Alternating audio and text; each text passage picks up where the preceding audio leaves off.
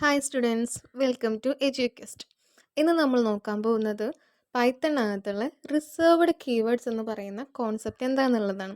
അപ്പോൾ നമ്മൾ കഴിഞ്ഞ ക്ലാസ്സിൽ ഐഡൻറ്റിഫയേഴ്സിൻ്റെ കാര്യം പറഞ്ഞപ്പോൾ നമ്മൾ പറഞ്ഞിട്ടുണ്ടായിരുന്നു കീവേഡുകളൊന്നും ഒരു ഐഡൻറ്റിഫയർ നെയിമായിട്ട് യൂസ് ചെയ്യാൻ പാടില്ല എന്ന്. അപ്പോൾ നമുക്ക് നോക്കാം ഇനി എന്താണ് കീവേഡ് എന്നുള്ളത്.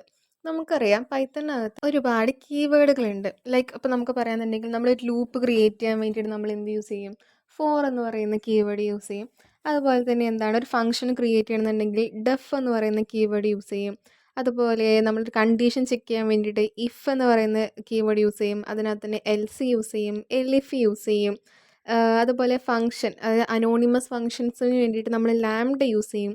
എക്സെപ്ഷൻ ഹാൻഡ്ലിങ്ങിന് വേണ്ടിയിട്ട് ട്രൈ യൂസ് ചെയ്യും, എക്സെപ്റ്റ് യൂസ് ചെയ്യും. ഇങ്ങനെ ഒരുപാട് എന്ത് നമ്മുടെ പൈത്തണിനകത്തുണ്ട്, കീവേഡുകൾ നമ്മുടെ പൈത്തണിനകത്തുണ്ട്. അപ്പം നമുക്ക് നോക്കുകയെന്നുണ്ടെങ്കിൽ ഒരു ഓവറോൾ 33 കീവേഡുകൾ നമ്മുടെ പൈത്തണിനകത്തുണ്ടെന്ന് പറയാം. പക്ഷെ അത് വേർഷൻസിനനുസരിച്ച് ചേഞ്ച് ആവും.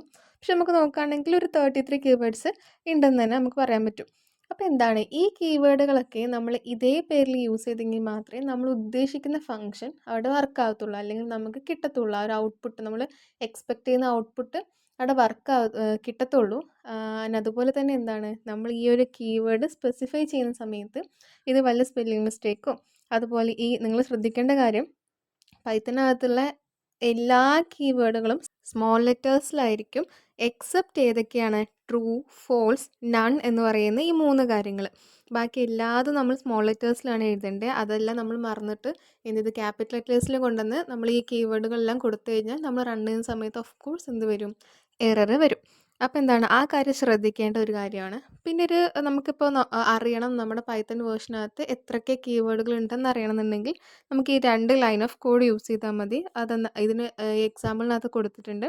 ഒന്നെന്താണ് ഇമ്പോർട്ട് കീവേഡ് എന്ന് പറഞ്ഞ് കൊടുക്കാം. അതിൻ്റെ അടുത്ത ലൈനിൽ നമ്മൾ എന്തെടുക്കണം? ഈ കീവേഡിനകത്തുള്ള എല്ലാ കീവേഡുകളും പ്രിൻറ്റ് ചെയ്യാൻ വേണ്ടിയിട്ട് നമ്മൾ പ്രിൻറ്റ് സ്റ്റേറ്റ്മെൻറ്റ് കൊടുക്കണം. അപ്പോൾ എങ്ങനെ കൊടുക്കാം? പ്രിൻറ്റ് ബ്രാക്കറ്റിനകത്ത് കീവേഡ് ഡോട്ട് KW ലിസ്റ്റ് എന്ന് പറഞ്ഞ് കൊടുത്തു കഴിഞ്ഞാൽ നമുക്ക് എന്ത് കിട്ടും? നമ്മുടെ പൈത്തണിനകത്തുള്ള ഓൾമോസ്റ്റ് എല്ലാ കീവേഡുകളും നമുക്ക് എന്ത് ചെയ്യും? ഡിസ്പ്ലേ ആയിട്ട് കാണിച്ചു തരും. അപ്പോൾ നിങ്ങൾ എക്സാമിന് കീവേഡിനെ കുറിച്ച് എഴുതുന്ന സമയത്ത് ഓഫ് കോഴ്സ് അതിൻ്റെ താഴെ നിങ്ങൾ ഡെഫിനിഷനൊക്കെ എഴുതി കഴിഞ്ഞതിന് താഴെ എന്ത് കൊടുക്കണം? ഒരു 5-6 എക്സാമ്പിൾസ് അതിൻ്റെ കൂടെ തന്നെ കൊടുക്കാം. കോമൺ ആയിട്ടുള്ള ഏതെങ്കിലും കൊടുക്കാം. ഇപ്പോൾ ഇഫ് കൊടുക്കാം, എലിഫ് കൊടുക്കാം, ഡെഫ് കൊടുക്കാം. ഇതൊക്കെ നമ്മൾ നോർമലി യൂസ് ചെയ്യുന്ന കീവേഡുകളാണ്.